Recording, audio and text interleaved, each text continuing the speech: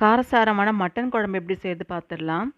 நான் 1/4 கிலோ அளவுக்கு மட்டன் வாங்கி வாஷ் பண்ணிவிட்டு ஒரு குக்கரில் சேர்த்துக்கிறேன். ஆயில் சேர்த்துட்டு மஞ்சள் தூள் உப்பு சேர்த்துட்டு நல்லா மிக்ஸ் பண்ணிவிட்டு கொஞ்சம் 1 டீஸ்பூன் ரெட் சில்லி பவுடர் சேர்த்துட்டு தண்ணி ஊற்றிட்டு வேக வச்சுக்கலாம். ஒரு 8 விசிலுக்கு அப்புறமா எடுத்துக்கலாம். அது அப்படியே இருக்கட்டும்.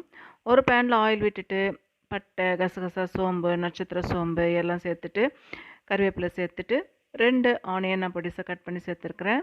கொஞ்சமாக மஞ்சள் தூள், சால்ட்டு சேர்த்துக்கிறேன். ஏற்கனவே சால்ட்டு சேர்த்துருக்கோம்ல, அதனால் தக்காளி சேர்த்துட்டு நல்லா வதங்கட்டும். இப்போ இஞ்சி பூண்டு பேஸ்ட்டு சேர்த்துக்கிறேன். தேவையான அளவுக்கு ரெட் சில்லி பவுடர் சேர்த்துட்டு Kashmir red chilli powder 1 teaspoon அளவுக்கு சேர்த்துருக்கேன். ஜீரகத்தூள் சேர்த்துருக்கேன். ஏற்கனவே வேக வச்சுருந்தோம் இல்லையா, அதை சேர்த்துட்டு மசாலா சேர்த்துட்டு கொத்தமல்லி சேர்த்தா சூப்பரான மட்டன் குழம்பு ரெடி.